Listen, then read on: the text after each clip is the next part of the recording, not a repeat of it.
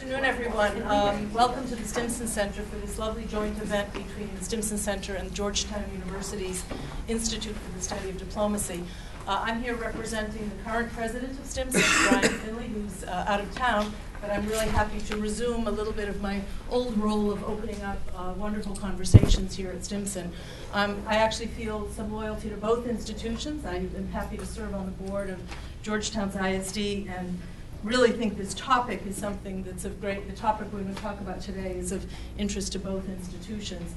Stimson started working on environmental issues more than a decade ago, and we did have a human security perspective fairly early on, looking at how countries of the global south were coping with water and other environmental stresses that for them were driving their own security agenda and security priorities. Really before that became such a common sense judgment for the security agendas of the countries, the more advanced countries of the North, who think still in more hard security terms. But I think the conversation has evolved quite a bit. Stimson is now delighted to have Sally Yozell, most recently at the State Department, but a very fine environmental scholar and activist running the environmental security program here today, and I look forward to hearing the views of our distinguished panel. And my great pleasure now is to introduce Ambassador Barbara Boudin, who's the director of Georgetown's Institute and the sponsor of this study that you're going to hear about today. Thank you, Ellen, very much. And thank you all for coming today. I am the director of the Institute for the Study of Diplomacy, and we are the sponsors of this report. And we actually started this report we're going to be talking about today is part of a 2-year series that Georgetown is doing, the Institute is doing, called the New Global Commons, where we're establishing working groups made up of scholars, think tankers, practitioners, who are looking at some major emerging diplomatic and security issues and trying to propose recommendations or at least some guidelines on what policymakers should be looking at going forward. So the first working group in this series is on climate and human security. And I recently heard a quote, and I wasn't able to find out who originally said it, but somebody said that reality is that which, when you stop believing in it, doesn't go away. And climate and weather change are realities. The human factor in this change is a reality, and the impact on humans is absolutely a reality. What is open to debate, of course, is the speed, the timing, the impact, and then very much, what do we do about it? ISD chose this topic well before the elections, and in fact, our first session was before the elections. And in part, it's because, irrespective of the election, these three realities were still going to be there, whether they were believed in or not. Our core working group members and experts did a great job, and I want to thank all of those who were there. Not debating the science, but exploring the impacts and the options.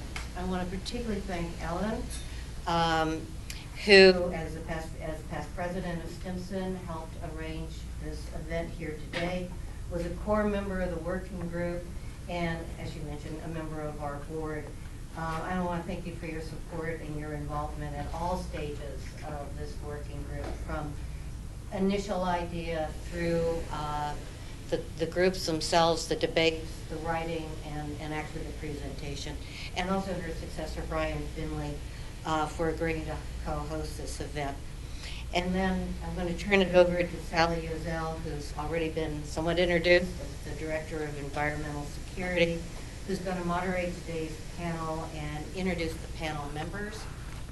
We are missing one, as you can tell from the chair. But we do have Rod Schoonover from the NIC and a working group member. And in particular, I want to note Dr. Kelly McFarland, who is our Director of Program and Research, the working group director, and the author of the report. So again, Stimson, thank you again to all of you for being here and to all of the working group who made this possible. Sally, over to you. Great. Thank you very much. Can you hear me okay? Great. I have a little bit of a cold, so bear with me on that and my voice today. But anyway, thank you, everyone. Thanks for coming. What a great audience, and thank you for the kind introduction by both of you. So as noted, I'm the director of the Environmental Security Program here at Stimson, and I just want to start by congratulating Kelly for this very, very awesome, really awesome report. I mean, it really looks at climate change from a different level, really its impact on communities and the migration, and as Ambassador Boudin said, not just focusing on the science, but really on the social impacts and what that means. And, it's an important area for all of us to think about as these communities migrate. I mean, environmental security, we are also thinking about this issue, our environmental security program, in the context of, what does it mean to the coast, for example? So as we see drought impacting terrestrial land areas and climate affecting people, they tend to be moving more towards the cities. Cities tend to be on the coast more often than not. And when you have that kind of combination of, what is climate doing to fishery resources plus overfishing, as well as distant water fleets coming in, for example, and exacerbating problems, that coupled with sea level rise and increased storms with the migration issue, what are the hotspots of tomorrow? What does it mean for security issues? And we're starting to think about this more, and certainly this report has been, what kicked us off in our thinking about that. I mean, thinking of Somalia, for example, where you have distant water fleets starting to ruin some of the fisheries there, and the huge drought that's going on pushing people. Suddenly we see an uptick in piracy, which we haven't seen in over 5 years. So that's an example of what this can turn into be, and I know Kelly's going to talk more about that. So we're absolutely thrilled to be here with Georgetown to co-host this, and let me introduce Kelly McFarland, who is our first speaker. Kelly is the Director of Programs and Research at the Institute for the Study of Diplomacy at Georgetown. He previously served with the State Department from 2009 to 2016 in the Office of the Historian, which is cool. I love that. We have the historian and the geographer's offices. I mean, that's pretty neat.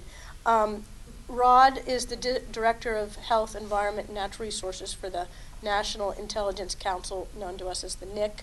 And prior to this position, he worked as a senior scientist for the Department of State's Bureau of Intelligence and Research. And then Anne, when she arrives, she's an adjunct professor in the School of Foreign Service at Georgetown, and she too she too was at State Department serving as the Assistant Secretary for Population, Refugees, and Mitigation during the last administration. So we've got the former State Department team here.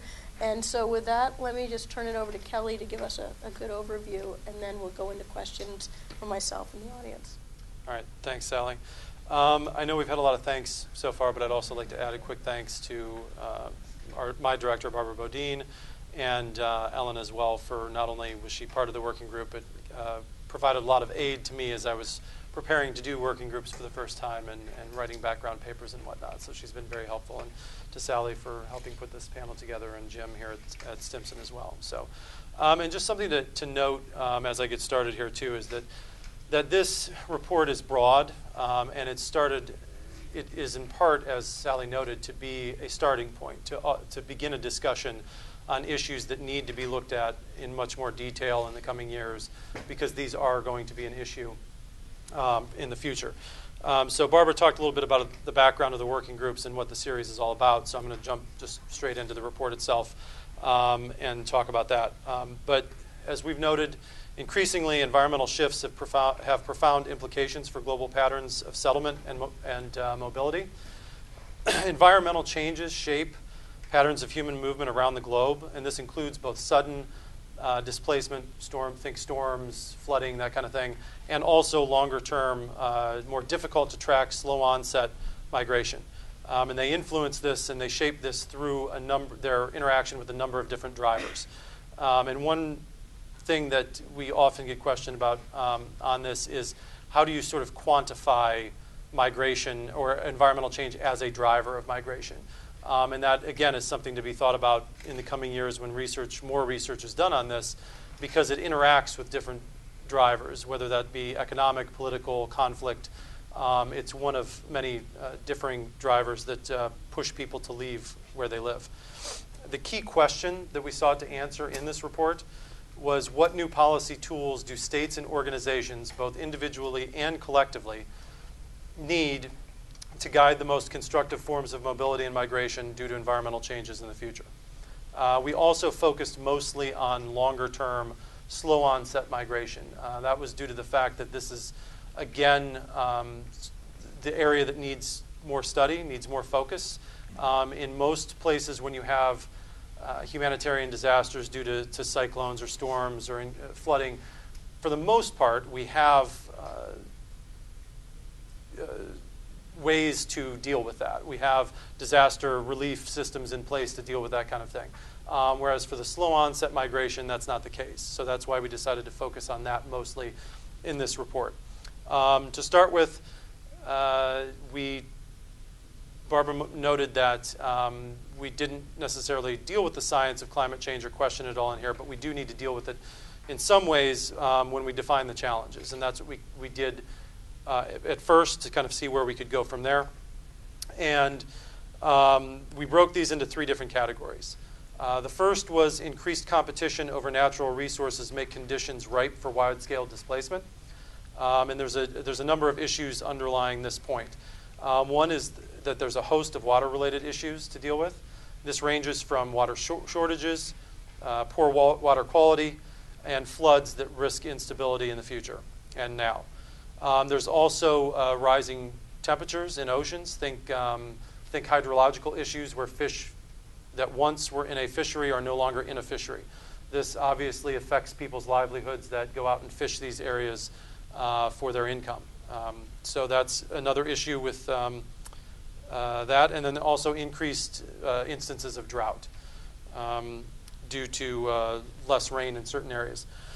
And in many cases, a dwindling in resources can lead to conflict and migration. And we have a couple parts in here where we have little text boxes that go into a little bit more detail on certain areas. One of those is Fulani herdsmen.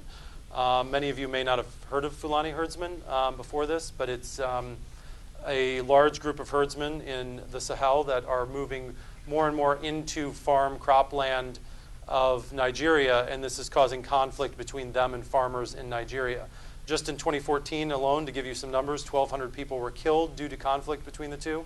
And those of you who follow counterterrorism or Nigeria at all also know that this is the hotbed area for Boko Haram. So you have a lot of people that are already in conflict, a lot of people that are without a livelihood anymore. So this is a breeding ground for recruitment for Boko Haram also, which also points out, and one thing we note on in here is this issue between loss of resources, loss of livelihood, migration, and the potential for conflict, and that the IC, the intelligence community of the United States, and national security elements see climate change and the resulting migration as a national security issue.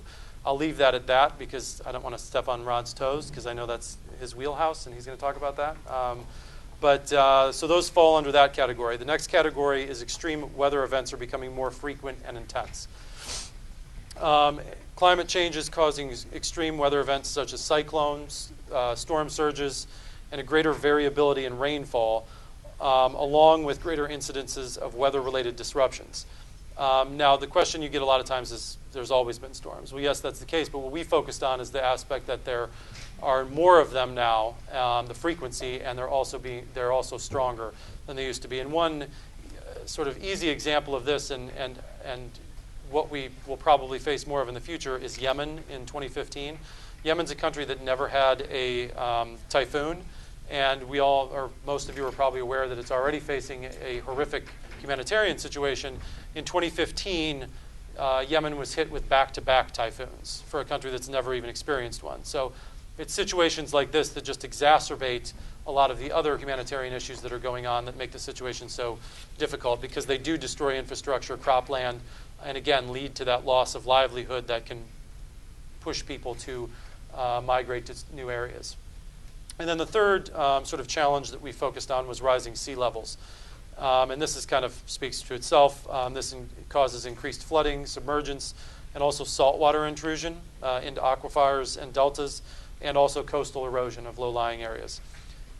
This is particularly troubling for anybody that looks at a map these days and sees the fact that we are living in a world that has a high prevalence of littoral cities and mega littoral cities. Meanwhile, a large proportion of migrants move to these areas to escape their own scarcity issues. And this is something that we kept coming back to within the report and within our discussions in the working group as well, is that not only do we have these large littoral megacities that are going to be in danger in many instances, but that's where a lot of these migrants are moving to, and a lot of new people are moving to, are these cities. And we also have some sections in here that discuss the Mekong Delta and the salinization of the Mekong Delta and the problems that's going to create in the coming future. And also Alaska and some cities that are already relocating in Alaska and the Pacific Islands. Some Pacific Islands are literally disappearing due to rising sea levels. A couple other things to think about and remember before we get into our ultimate guiding principles that we came up with is that the bulk of migration will be internal and or to cross-border or neighboring nations, which in turn is an issue because a lot of these places, because they're nearby, are also going to be facing some of these same climate issues. Another thing to keep in mind is that there is an urgent need for a coordinated approach to planning and response mechanisms. Now, I'm not saying that there's not a number of different groups, whether it be the U.S. government, the State Department, the UN, other governments out there, NGOs that aren't working on this. There are people looking into this, but one reoccurring theme in the working group from people in some of those organizations is that it needs to be coordinated better amongst these different organizations, so everybody knows what everybody's doing, basically.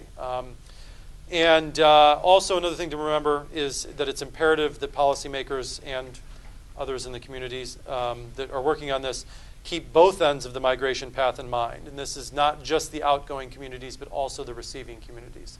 Almost as important or as important as thinking about the outgoing community as well. And then finally, in one that Barbara mentioned, the timing of our working group. This one maybe becomes a little more important or sad, or however you want to look at it, whatever word you want to use. But another reoccurring theme that kept coming up is that many countries generally do not view issues related to the environment and human mobility as a tier 1 priority. Although many governments consider mass refugee and migration flows critical issues, there's not that tie-in usually with the environmental side of things or migrants due to environmental change. This is an opportunity for governments throughout the world, for NGOs, for think tanks, for the international community to fill that void and work together to, one, define the problem, and then two, problem solve on strategies to mitigate the impacts of slow onset migration. And with that in mind, we did come up with 10 guiding principles. And again, they're guiding principles. We didn't, because of the size of this issue and the format of our working groups, we didn't delve really, really deeply into specific policy recommendations. There's some that are along those lines, but these are more broad guiding principles. So number one is to define environmental migrants. There is an issue and a host of legal, economic, and security reasons that we need to do this. In many instances, they're referred to as refugees, and for many of you that know that issue, that is an issue for political reasons and legal issues. The international community must work to create definitions for these people that are socially and legally acceptable to all. Number two is collect more data. And this is a major, major issue, and this is where places like ISD, where I'm from, where Stimson and other think tanks and international organizations will play a key role in the coming years. And that there's an urgent need for a coordinated push for real and usable data and new research. So, to answer such questions as which groups and societies are hit the hardest, what is the efficacy of resiliency interventions, how to assist vulnerable populations that may not be able to raise the funds to migrate. In many instances, the people that are hit the hardest are the people that actually can't move. How do we deal with that? How do we find these? And then also more research is needed on where people are leaving, are going to, and where they're coming from, or where we think they will be going in the future. Number 3 is to consider the advantages of planned relocation. We have a couple instances within the report where we talk about planned relocation, and it is something that's going on now. There's some Alaskan villages I talked about. The island of Kiribati in the Pacific has already purchased land in Fiji to relocate a lot of people. So that's going to be, this kept coming up again and again in the working groups as something that's probably going to be more likely in the future. That being said, as you can imagine, there's a host of issues that go along with planned relocation, basically moving an entire society. So there's going to need to be more study and thought process put into planned relocation and how we can use that to our benefit. Because, as you can imagine, it's better to think about these things and plan for it than it is to, at the last minute, decide you need to move, and then it's done on an ad hoc basis. So looking into planned relocation is going to be a big part of this in the future. Number 4 is make development assistance more adaptive. And again, we had development assistance folks in our working group, and they noted that in many instances, large-scale development projects in poorer nations and regions, once set in motion, are not necessarily adaptive to sudden environmental changes. In this case, national governments, NGOs, and international organizations can reframe and rethink the development planning process to reduce each project's potential risk from extreme weather events. Also, they can prioritize these projects, or those projects, designed to assist communities that are most threatened by climate change. Number 5 is create regional agreements. Dealing with some environmental-related problems on a regional basis, the working group thought, might help make these issues more workable. In many instances, external migration, migrants are likely to traverse multiple international boundaries with potential legal and security ramifications that go along with doing so. And at other times, people seeking to cross borders will obviously be hampered by other countries' regulations and policies. With this in mind, the working group suggested the creation of regional efforts that would allow for more fluid and workable migration. And with this in mind, somewhat brings us to number 6, which is to develop regional safety valves. Planning collectively for one nation or nations to serve as a safety valve for environmental migrants within a region would be a useful approach, somewhere for these people to go. This would allow for planning ahead of time, and also starting this early enough, as you can imagine, getting one country to be a safety valve obviously would be a difficult thing to do. But starting these sorts of things early on will give countries time and regions times to create workable incentives for these safety valve nations and get these things put in place. Number 7 is fairly straightforward, but more often than not isn't actually done, and that's to manage resources and infrastructure needs effectively. It goes without saying, with adequate management of water and land resources in normal times, some communities at risk may not have to actually leave. But this also goes into when we noted the fact that you also need to think of the follow-on communities as well. These sorts of places that are seeing an influx of people also have to start doing a better job of managing resources as well. Number 8, we should try the best we can to steer people where their needs can best be met. And again, this is where number 2 and the call for more research and usable data comes into play as well. Finding out where these people are going, finding out areas where they could use people with certain skill sets or certain backgrounds, and then trying to steer people to those places. Number 9 is focus on migrants' needs in receiving communities. Too often, countries perceive migrants as a burden on receiving communities, as you can open the news and see what's been going on in the last couple of years in Europe and see that.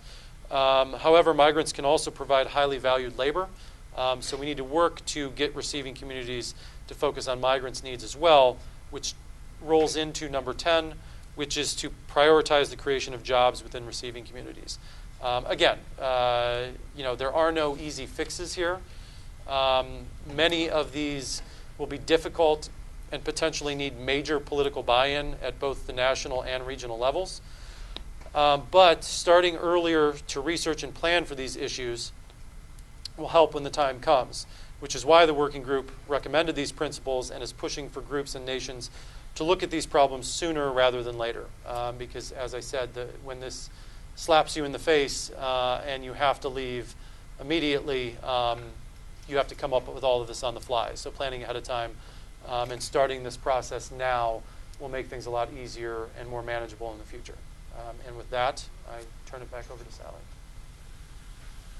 Great, thank you. Thank you for that comprehensive overview. I mean, the report really does bring out so many questions and so many areas for further study and research and action, really. So what I'm going to do, and Anne, by the way, welcome. Thank you. Nice to see Sorry you. to be late. That's okay. This is the team formerly known as State up here, so welcome. What I'm going to do is I'm going to jump right into questions, and I'm going to sort of start at some of the high-level questions, and then we can narrow it down. So my first question is really general, but it's pretty pressing at this time, which is, in the wake of the Trump administration's decision to pull out of the Paris Accord and the proposed zeroing of budgets across the U.S. federal government related to climate change, who, whether it's in the United States or other countries or states or whatever, is likely to fill this void? Who's going to feel it the most? Some of the issues you've talked about, but who's going to be able to step in and take on some of the leadership role in our vacuum that we may be seeing? So that's for any of you. I can quickly give a short answer to that. And where the working group and the working group report are concerned, I think that one good thing about this is that we didn't focus it just towards the U.S. government. So these aren't things that only the U.S. government can answer and do. These are things that NGOs can do, the international community can do, the UN, the World Bank, the IMF, all different organizations can look at this. Universities, individual researchers doing research and data collection in different areas. So it goes beyond just the national government, federal level. And also there's one, just to mention, one key player in this. And we have an appendix to the report that basically lists a lot of the current climate change migration initiatives, and it goes by government or international organizations. But the Nansen Initiative is a big one that looks specifically at climate-related migration. And they ended their first round of global consultations, and the U.S. was a partner or an observer to the Nansen Initiative. But it's now transformed into the Platform on Disaster Displacement. So that's one sort of outside organization that's looking at this closely. So maybe I can jump in here because well, first off, let me say how nice it is to be back at Stimson. As a former board member, I had to stay away when I first got my job at the State Department, and now I'm back, although you moved in the meantime, but I tracked you down and found you, Stimson people. You didn't go to the old office. No, that'd be a good excuse, but I didn't. In the State Department, working on refugees, political refugees, under the definition that was established in 1951 by the convention. It did not include environmental migrants. It included people who were fleeing because of persecution based on race, religion, nationality, membership in a social group, or political opinion. They were being persecuted for that. And so that fits our understanding of the sort of Cold War refugees from Eastern Europe, if you think about it that way, or Cubans fleeing from Cuba to Florida. And it doesn't fit well for environmental migrants. And so what we saw was that bureaucrats, including myself, this is a full confession here, in the administration were so concerned about overloading the UN High Commissioner for Refugees, UNHCR, with additional unfunded mandates that we actually tried to prevent them from taking on environmental migrants as an additional responsibility. They were already so stretched by the large number of crises that were developing around the world over the past 5-8 years. And they also were dealing not just with the 21 million refugees who have crossed international borders, but also the 40 million plus internally displaced persons who were not part of the original mandate of UNHCR. And there was also pressure that UNHCR step forward and do more for those populations, which Antonio Guterres agreed to do, but UNHCR has always sort of had as a secondary priority, not their first priority. And so what we saw was Norway and Switzerland coming together to start the Nansen Initiative under guidance and participation of Walter Cannon, who's a former special representative Secretary General for internally displaced persons. He's a Swiss jurist, he's an academic, he's been very successful in steering the Nansen Initiative. So initially we were outside of it.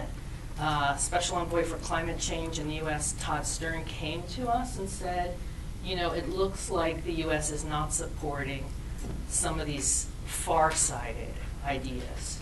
And could we please support the Nansen Initiative? Well, it turned out for the price of $1,000, you could become a friend of the Nansen Initiative. So that was the easiest thing we've ever joined, I think. And so we stopped being on the outside and we got on the inside. And what I tell my Georgetown students is, if you ever meet a Norwegian, definitely bring up Fridtjof Nansen, because he was an Arctic explorer, he was a scientist, he was the first High Commissioner for Refugees under the League of Nations, and he was a kind of a sexy guy. So and I find that whenever I see Norwegians, if I bring up Nansen, they just really just light up. They're so thrilled. I used to keep a picture of him in my office, actually, so when Norwegians visited, and that worked well. So the Germans and the Bangladeshis have agreed to take on the successor to the Nansen Initiative, which, as you just said, was the Platform on Disaster Displacement. And the Germans, and we know why, are now very, very interested in migration issues. And so the Bangladeshis hosted the Global Forum for Migration and Development, which is a gathering of states and migration experts, migration nerds. I hope none of you have ever heard of it. Well, Kathleen probably has. You were there, right? So that takes place every year, this gathering of states. And so Bangladesh hosted it last year, and the Germans were taking it very seriously and are hosting it this year. So this is I think, where the leadership will come in. As someone of the administration currently, I don't really necessarily want to talk about any perceived absence that has been created. But as someone who worked in the administration from Copenhagen, in the State Department, from Copenhagen to the Paris Accords and beyond, I would note that the real genius of the Paris Agreement was bringing these countries together and fostering an atmosphere where, instead of a top-down historic 20th century treaty, this is a bottom-up getting countries to commit to feasible, maybe a little beyond feasible, carbon emission reduction targets. And so I'm a physicist by training. I'll use my physicist analogy. It takes some amount of effort to get a ball rolling, but after it starts rolling, it takes very little to keep it going.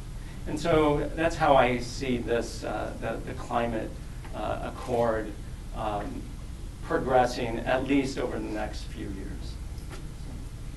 Great, thank you. And I think we've seen that in the recent response of cities and states and other countries. So thank you. Well, I'd like to sort of delve in a little further to sort of the definition and the terminology, because that's certainly something that you highlighted in the report. But in it related to Paris, the Paris Agreement, I don't think we came out of the Paris Agreement with a definite definition of what climate migrants or refugees were. Correct me if I'm wrong, but it seemed to be kind of hard to hone in on what that definition is. And I wonder if the reason it's been so difficult is it related to, particularly with regard to Paris, is it related to who would pay for this? Is it the polluter pay, or the ones most responsible? for climate, or where has that sort of missing element been to something that you highlighted, or your team had highlighted as such an important area of trying to really identify a definition from, and I look across, because the definition seems to be important legally, financially, and what were you thinking in your report? Why was it so important to have a definition? Well, I think from the standpoint of our report, I think it's getting some sort of definition then just allows for the larger international community to view these people in the same way, and also can hopefully then allow for some sort of easier process through the whole thing, migrating between countries, not to the level of like a refugee, but something that still gives them some sort of legal capacity. I think what we saw as the major issue as far as trying to come up with a definition is the fact that it is hard to come up with who exactly is an environmental migrant, because of the fact that there's other drivers involved in getting them to leave as well. For instance, we talk about it briefly in here, a couple sentences, but in 2010, if you're a rural Syrian, and it's year 3 of the worst drought you've ever had in the region, or at least in modern memory, and you decide you can't do this anymore, so you need to move to the city.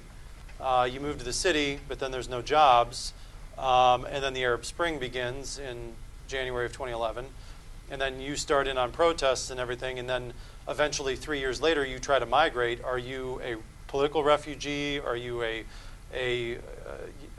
environmental migrant? I mean, what are you? I mean, that's sort of the issue that we're dealing with here. And oftentimes it's a convergence of all of these different things. I mean, not obviously conflict all the time, but it's a convergence of these things that makes it difficult. To my knowledge, climate refugee and climate environmental migrant, the status does not appear in Paris discussions. I think that's narrowly focused on greenhouse gas emissions, adaptation, mitigation, and some, and you touched on it, some loss and damage part from extreme weather. But I don't know if they've ever gotten, I might be wrong, but to displace people. Yeah, looking at some of the UN documents and reports on this, they sort of have come together around climate as being a factor in complex crises, but not the single driving factor.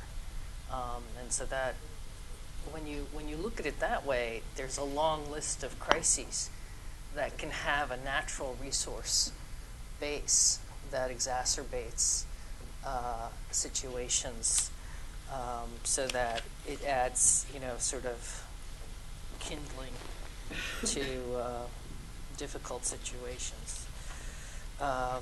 They talk about disputes and grievances over national resources can contribute to violent conflict when they overlap with other factors: ethnic polarization, high levels of inequity, poverty, injustice, and poor governance.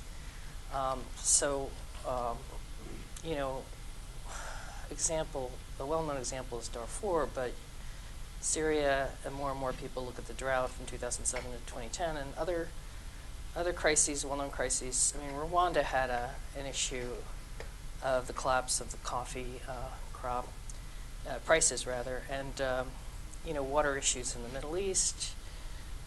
In Yemen, their failure to manage water resources and to undertake agricultural reform may also have exacerbated situation. So looking around the world, you find a natural resource piece of a lot of complex crises. So would you therefore say it's not really, it hasn't been avoided because the concept of polluter pays? It's not taken into account. I mean,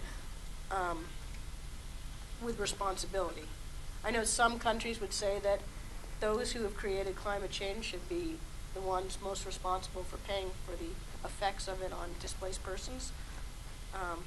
Is that a road and or global body should be going down, or is there a different direction? Hard question. You know, those kinds of global governance structures seem to work better in the prior century.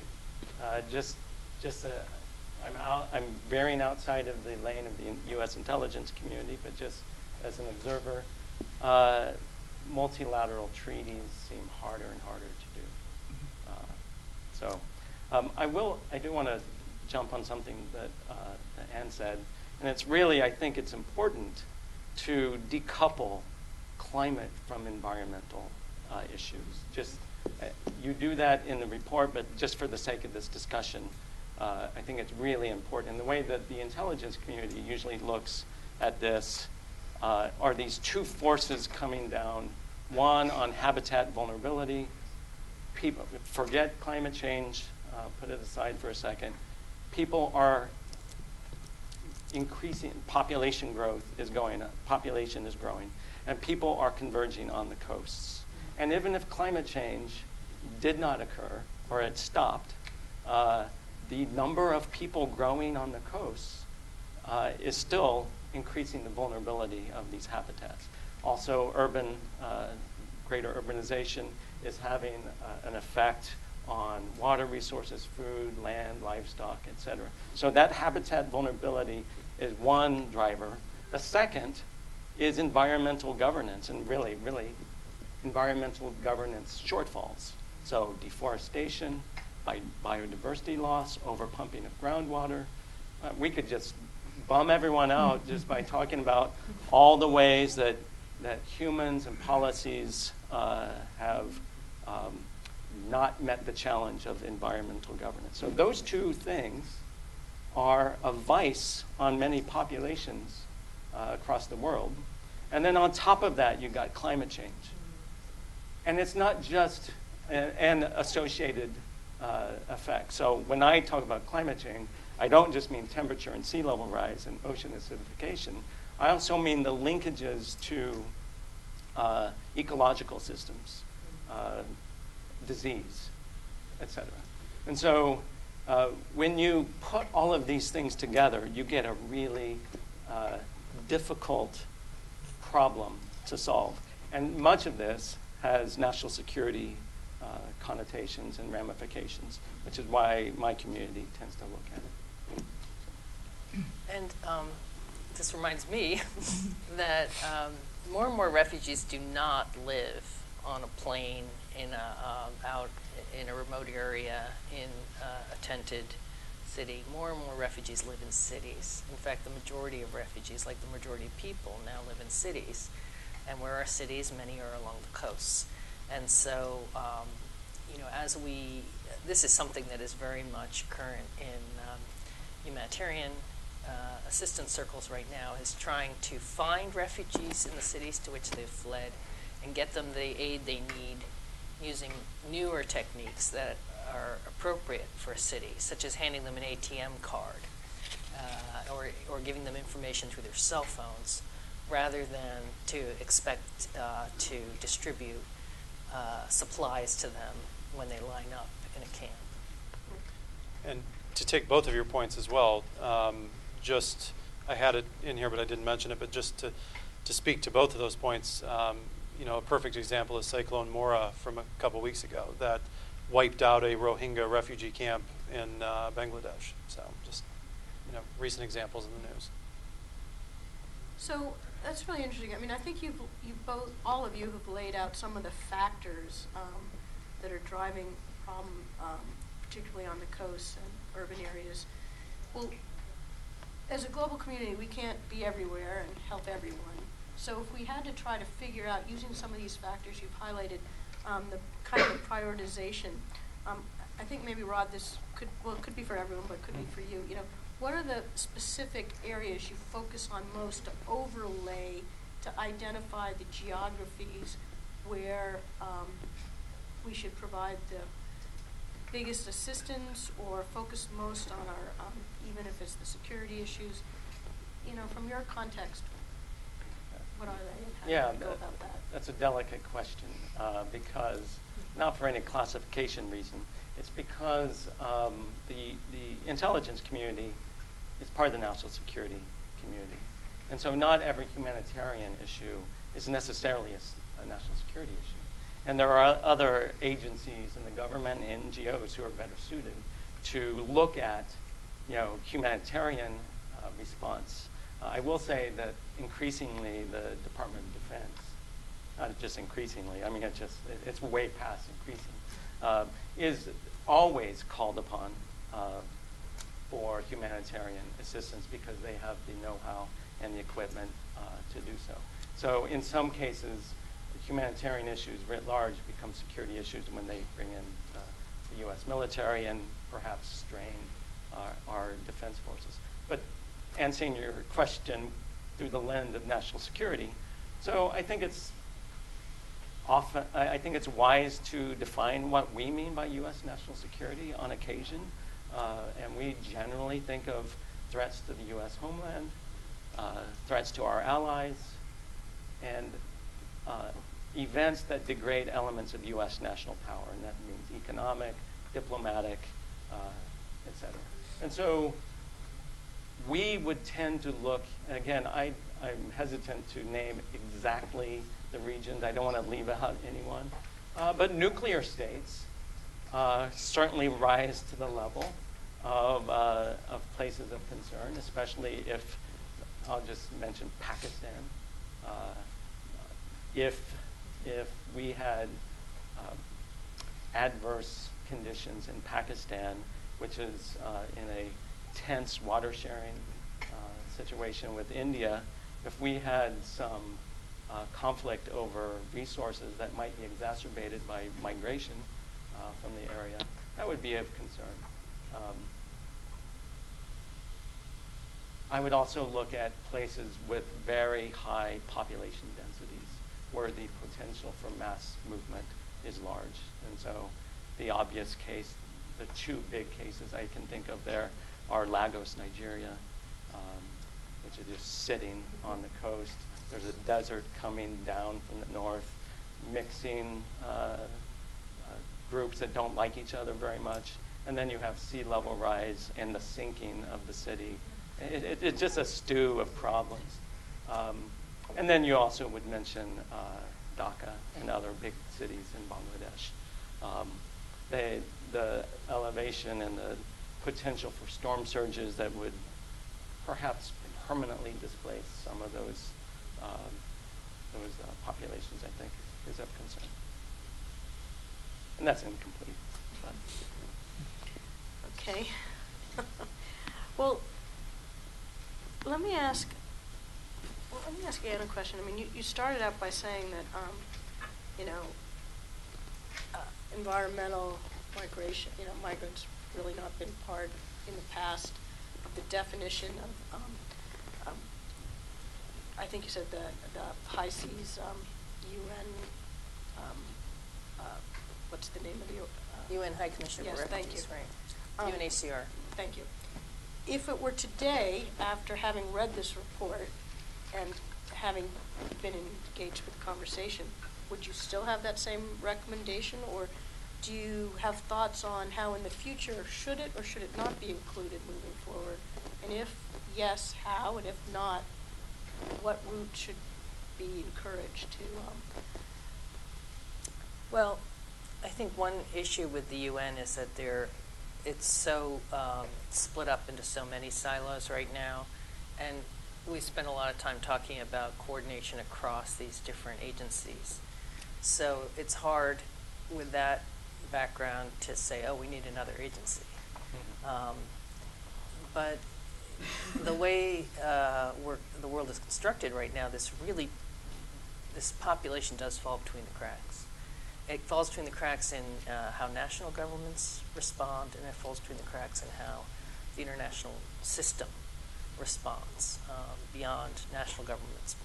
So I think if you were doing a de novo, you would perhaps address the plight of the people traveling and not focus in so narrowly on what has prompted them to flee.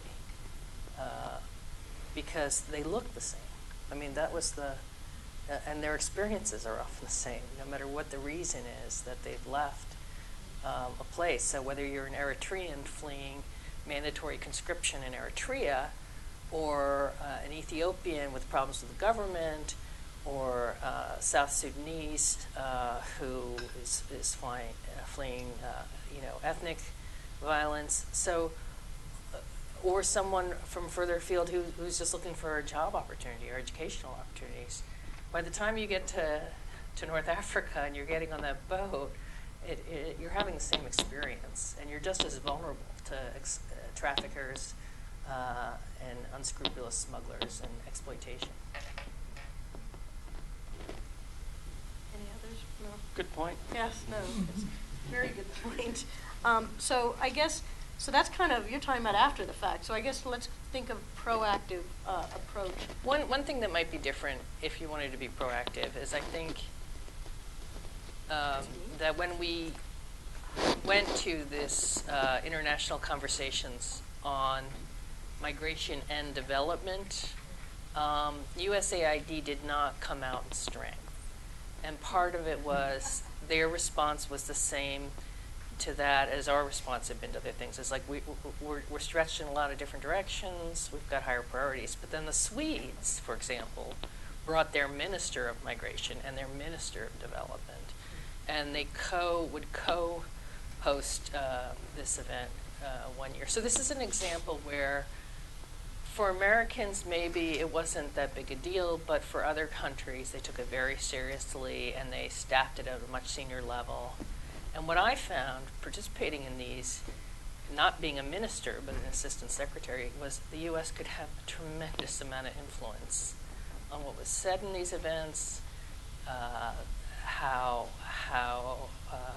nations thought about these issues, how important they took them.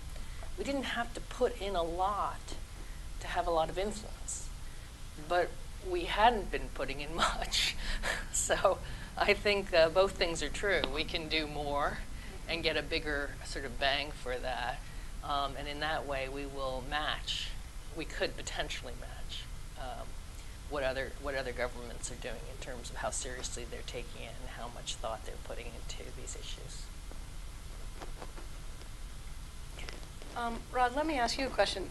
It sort of does go back to that kind of proactive, trying to create a situation where there's more resilience built into the system in advance instead of waiting for after the fact. You're a scientist and you're an ecologist.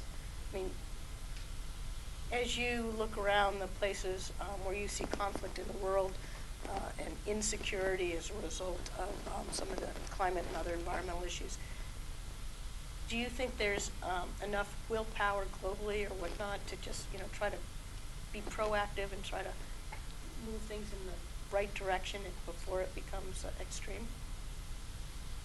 Pass. I'm joking. So the intelligence community is very good at bringing the bad news. We don't really usually liven up the environment in a particular setting. I would say that resilience comes in many forms. Right? There's political resilience, there's human resilience, infrastructural resilience. Some of these are at odds with the way that we run the world. For example, efficiencies, economic efficiencies especially, tend to reduce the resilience of systems. So again, I'm a physicist by training. My background is in complex systems. I kind of see the world through this lens. But the way that we run our economic system tends to undercut resilience. But that doesn't necessarily mean that's how we run the political side. And so the political side isn't efficient. And I would say that, who am I to say, speak to what the global appetite is for building resilience in war-torn nations. The citizen in me, not the government worker, hopes that it is strong. You can see donations, for example, Yemen, which is just going through a terrible time. There are the global community is assisting somewhat. My fear, to bring it all back down again, is that with the issues that I mentioned before, habitat vulnerability, environmental governance, and climate change, all those vectors are going the opposite direction, and they're combining. And so what we may see is, again, putting off a little bit, a condition where we have so many humanitarian crises or nuisances that we break the ability of the global community to address them, either politically or financially. So I think in the near term, yes. I think we have to change the way that we do local, regional, and global governance and assistance to really address the issues that are on their way in 10 to 15 years. I feel a little guilty that I said something negative about AID, though I tried to say it as softly as possible. So I want to point out where AID was much stronger was in terms of resilience and focusing on resilience and working with other leading donors, development agency leaders on building resilience and engineering projects overseas to do that, meaning that countries would be better able to withstand shocks. One of the problems we have right now in Washington is that AID is just getting an administrator, and AID and state don't have people below that level leading bureaus, including my own former bureau. So while there's very capable, able people acting in those jobs, you don't have a team coming in that is empowered to really push for new and expansive policies and policy directions. Well, let me ask a question about sort of building on that. I mean, so USAID and other entities in the development community, I mean, really, drought, famine, disaster relief have always sort of been in their bailiwick, as well as with the NGOs. But it's kind of overtaxed these groups, to say the least. So when you think about, and I think Rod said a little bit at the beginning, that military and intel are more engaged in this, I guess the question is there a way to operationalize with the military response and the defense community more to support that kind of work that the aid community has been doing? I mean, is it operationalized? Could it be more operationalized? Where do we see that sort of going? Well, can I quickly say kudos to the Defense Department for having focused on these issues ahead of other agencies, and also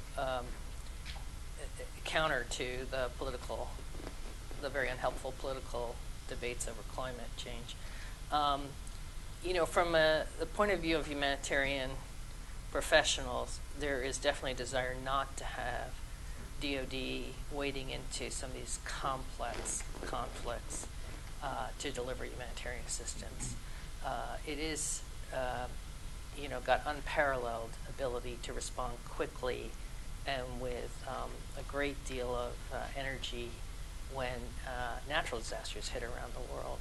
They just, no one else comes close, and so they do save a lot of lives when they're involved in, say, cyclone response. But when people are shooting at each other, it's not a good time to have U.S. military sent in for humanitarian purposes, and that's where organizations that try to be impartial in how they distribute aid and neutral in how they're perceived, which is harder and harder to do. That is the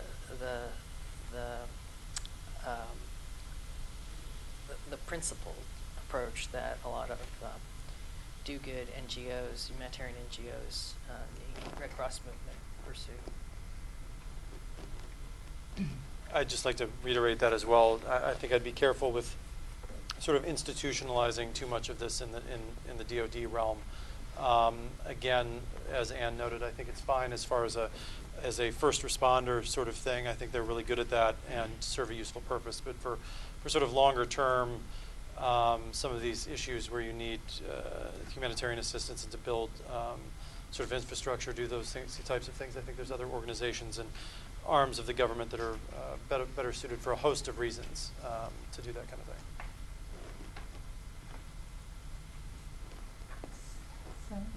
Should we go to, oh, yeah, I'm sorry. Look out at the audience. Okay, great. Thank you. I'm so impressed who we have here without even, I apologize. So let's start with the audience. Yes, please. I apologize. I'm Kathleen Newland from the Migration Policy Institute. And I just wanted to point out, I think one of the big breakthroughs in the Paris Agreement and in the international discussions generally has been attention to migration, not just as a driver of displacement, but as an adaptation to the conditions that drive people. And I think it was in Paris Accords that we had for the first time that recognition that mobility could be part of the solution as well as part of the problem. And I think that gives an opening for different institutions, both international and national, to get more involved with these issues. Two other quick points. A lot of the action on these issues now for coping with displacement is happening at the local level. When there's a sort of void at the international and national levels, it's the mayors of these big cities who are being forced to cope with these influxes and are sort of banding together to share experiences and good practices and create a sort of lobby for more attention to the consequences of displacement, where it lands, where the rubber meets the road. And there is just final point, there is an effort going on right now that I think could end up being quite important, which started last September, big UN summit on large movements of people that has led to a negotiated process to produce a global compact on migration. And that could end up filling some of this void for those people who are left out of the refugee definition. There will be a global compact on refugees, but it will be more narrowly focused on existing definitions. But the compact on migration has some potential to address these larger issues. Thanks.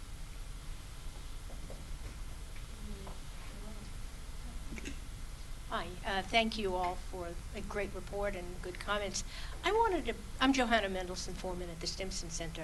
I wanted to build out on something you said, though, about the role of the military in these humanitarian disasters, because one of the things that's becoming clear, and I think a NIC report, which I didn't see cited on food security, basically lays out that issue as a threat for the U.S. military to address.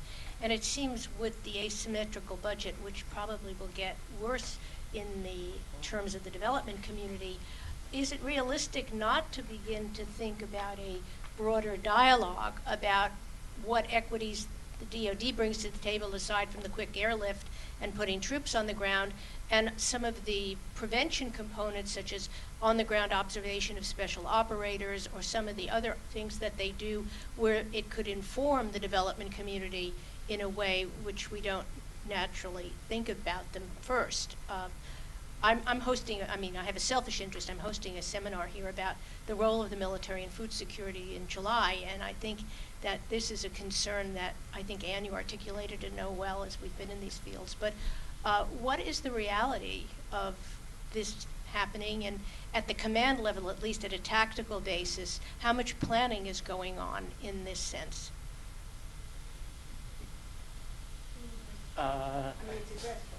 It's a really good point. And I think it's a really important thing to bring up. I'm not certain I can speak to the DoD's appetite for another expansion of their mission, unless they don't see it as an expansion of the mission, in fact. my interaction, I'm married to someone who worked at the Department of Defense, is that they're not excited about expansion of efforts and expectations. They're pretty well stretched. Again, folding it into existing, especially if you can really bring in ideas of instability and migration potential, I think that there's a way to slide it into existing work. So I have two thoughts about this.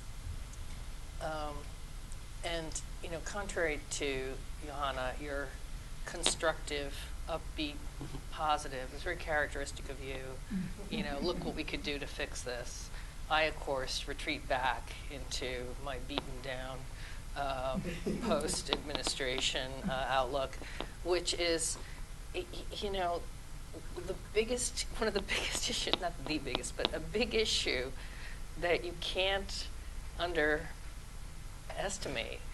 is the constant turnover of personnel between NGO aid workers, foreign service officers, and the military in these places. And so there has been, for years now, you know, a lot of good work done to get,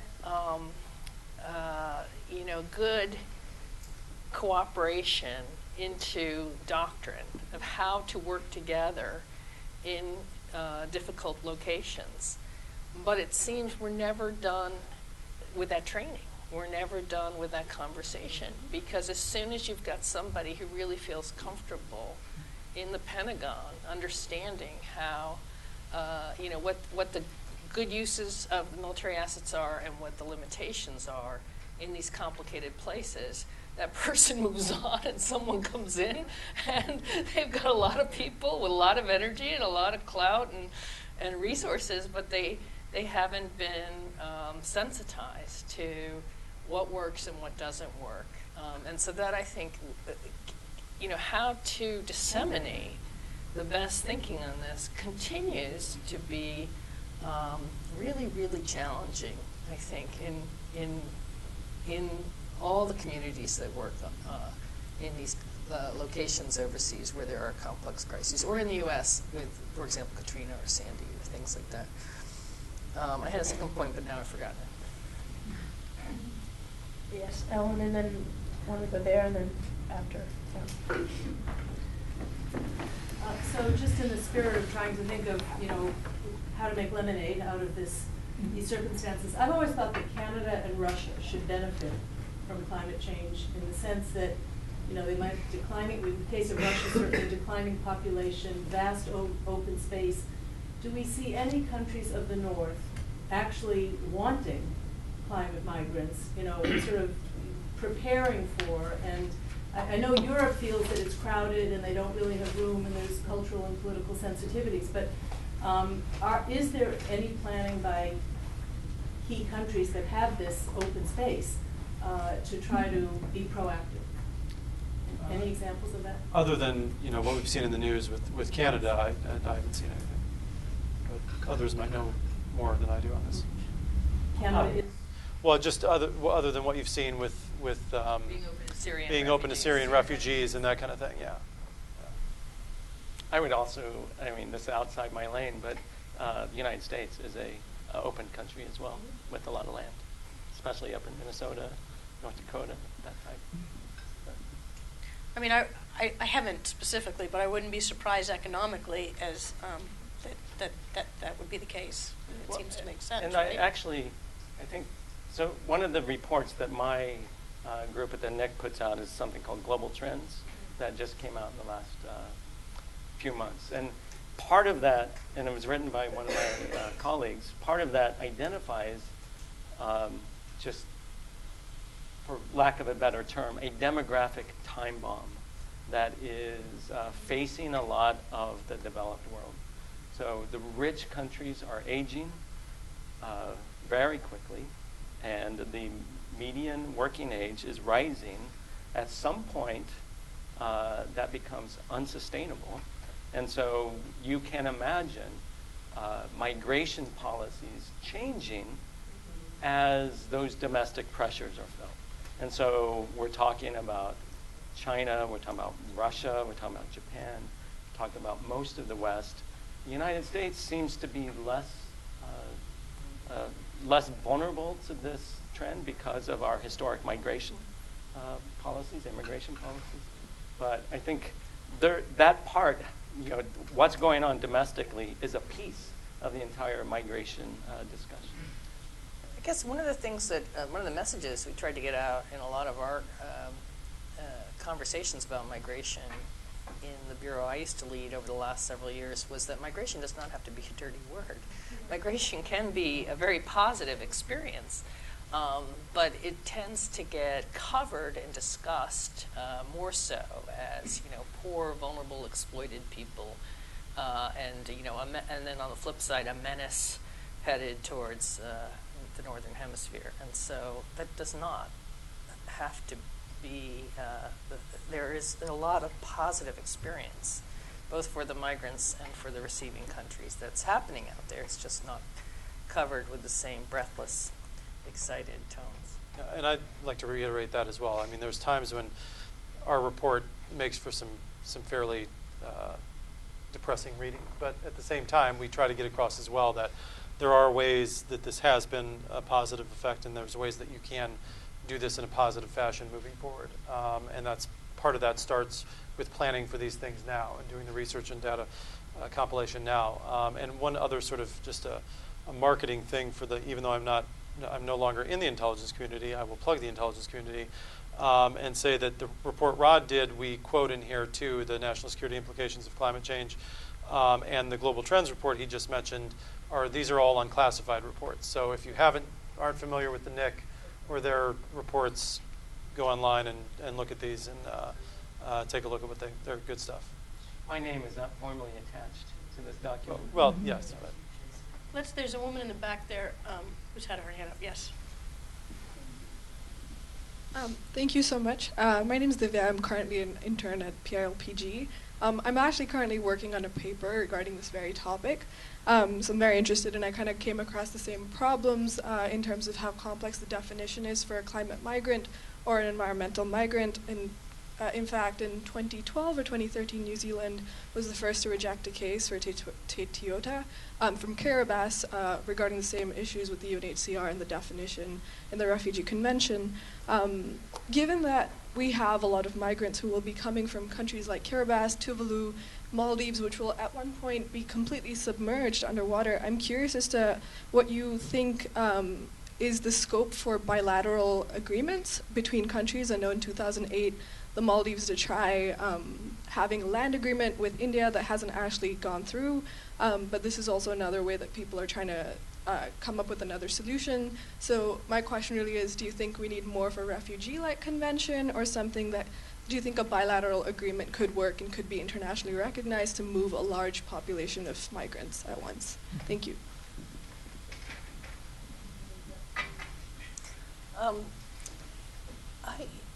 I think that the timing is everything, and with the exception of Canada, the countries that could benefit the most from migrants and have also been traditionally resettlement locations for refugees are all now having domestic issues with bringing people in. And so what we need is, remember you heard it here first, peace on earth to spread, and having these conflicts that produce so much displacement. And if we could get some wins from our diplomats, and then, which is just much easier said than done, and so that people could go home again and the numbers could come down, I think then these overburdened institutions could start thinking more creatively, and also governments could be more open to some kind of bilateral discussions, perhaps. So it's not a bad idea, but I think the timing is off. I have the distinct honor for having signed the U.S. deal with the Australians, which the president has called dumb, worst deal ever. But he's called a few other deals worst deals ever too. Yeah, so so even Australia, which is a neighbor to all these South Pacific countries, I mean, their domestic discussions on this stuff are very, very dicey right now. So you don't have a lot of really good performers besides Canada. We talked to the Japanese about taking in refugees as part of the Leaders Summit that President Obama had last September, and they just are such a homogenous society. They are very, very resistant to offering some kind of permanent resettlement, and much more comfortable with funding things overseas. So there's not a lot of movement on these things from what I was able to see right now. And if I can add, this is one of the very first questions that I tried to focus on when I was in the State Department. Not this particular question, but it's the question of, and you alluded to it when you were talking about Tuvalu, was it? If a country moves wholesale to a new country, right? And it's a good bilateral agreement, and that all works. There's still some legal issues of sovereignty. Just narrowly, what happens to their UN vote, for example? Are they still an independent nation?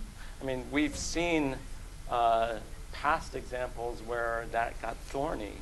I'm partly descended from Native Americans in the United States. That didn't go so well for sovereignty. So, I think, in the 21st century, I think there's perhaps hope of doing this, but I think there are some thorny legal issues that we probably haven't thought through. Yes. Hardest question.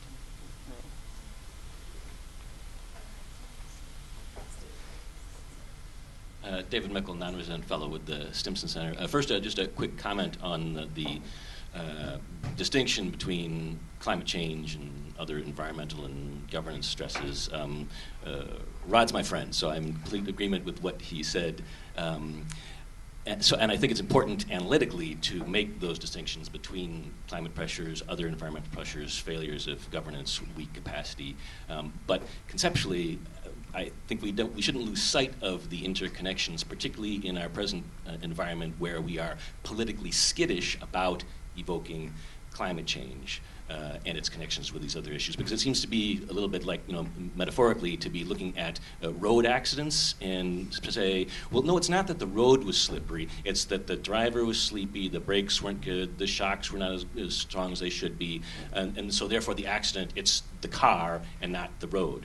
But the road is getting slipperier and slipperier, and we're not all driving Range Rovers on a closed course with a professional driver, and so we risk kind of distracting ourselves from an important part of the equation if we harp too much on that distinction when we should be being mindful of the links. But my question goes to, and this isn't for you, Rod, directly, so is the list of recommendations. I wonder if you could walk me through a little bit the thinking about the politics of that list of recommendations, particularly the second half, because I know recommendation like, well, if we could direct people towards a country that needs them, and we've just talked a little bit about which countries that might be, but the skills and capacities and desires of the migrant population might not actually match with the needs of the country that we say needs those refugees, and the host population, the domestic population of that country that we are saying needs refugees, like a Japan, or